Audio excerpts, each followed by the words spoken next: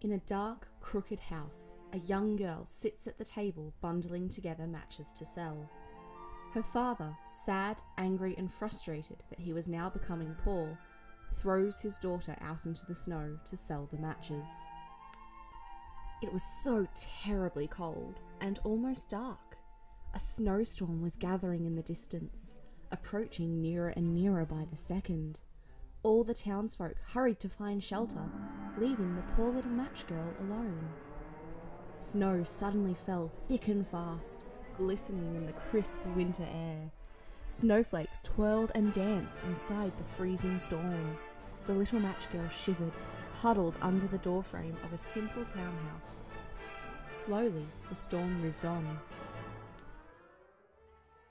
A group of children came out into the street, reading their Bibles and dancing in the snow before the evening service. The little match girl tried to sell some matches, but was quickly rejected by everyone she approached. A group of young boys, seeing the tatty rags the young girl wore, stole the large, holy slippers she wore. They were far too big for the young girl, but they had belonged to her grandmother. Now, the young girl walked in the snow with naked feet, which were becoming red and blue with cold. The church bells chimed, and all the children lined up ready for the evening service. The little match girl watched as everyone left, once again leaving her alone in the snowy street. No one had bought any matches from her all day long. No one had even given her a single cent. The little match girl stared longingly at the shelves of bread in the bakery window. Shivering with cold and hunger, she crept along, a picture of misery. Her hands were almost dead from cold. She imagined what it might feel like to take one of her matches and rub it against the wall to warm her hands. The warmth that match would spread all through her body, as if she was sitting by a great wood fire. She wouldn't be bothered by the cold snow because she would be wrapped inside the warmth of flame. The little match girl's dream was broken by the sound of merry families travelling along the street. As the young girl showed herself, everyone froze, refusing to acknowledge her as she tried to sell her matches again. The disheartened little match girl pleaded and begged someone to buy a match from her, but no one did. Once she left, they resumed their merry gathering. The barefooted young girl walked down the street, getting colder and colder with each step. But she did not dare go home, for she had sold no matches, and her father would surely be furious with her. She thought of her earlier daydream, of how much warmth she could get from lighting a match. She drew one out, went over to a wall and... how it sputtered and burned! It made a warm, bright flame, like a little candle as she held her hands over it. But it gave a strange light, and it seemed to show her the inside of a warm house, where children were preparing for an evening feast, and guests were gathered together. The adults conversed during their pre-dinner drinks, and it felt like the little match girl could dance with them, running between their elegant skirts. Soon, the chef and his scullery maids entered the room, bringing with them the most magnificent feast. There was turkey and roast potatoes, as well as the most delicious-looking cakes and puddings. Then something even more magical happened.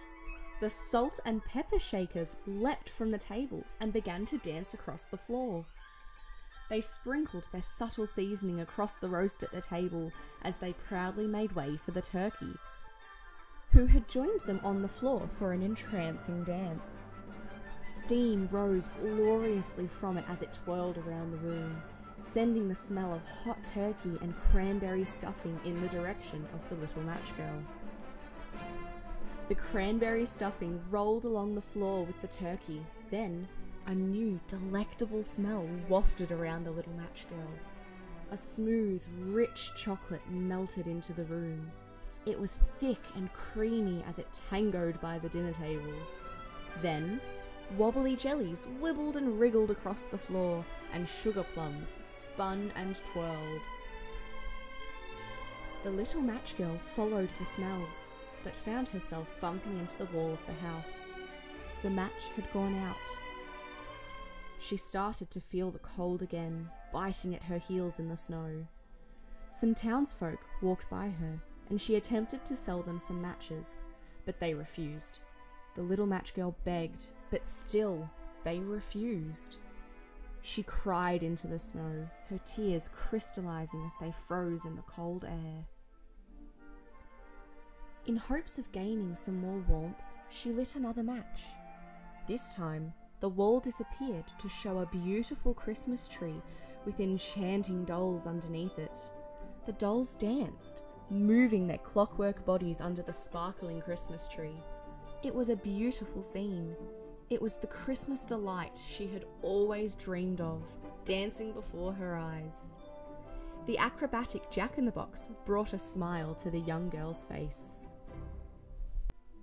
But all too soon, this vision disappeared as the match went out. The sun had finally set.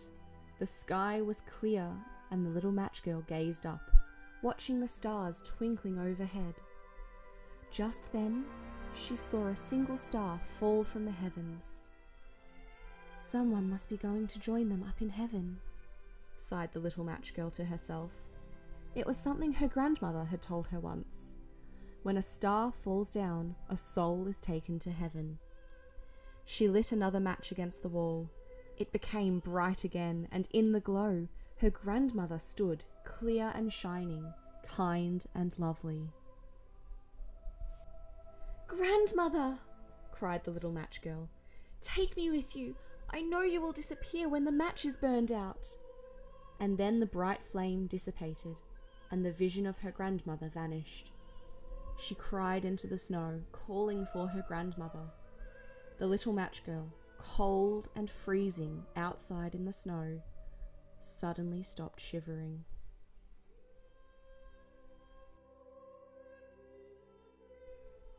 Her body became weightless. Soft clouds enveloped her.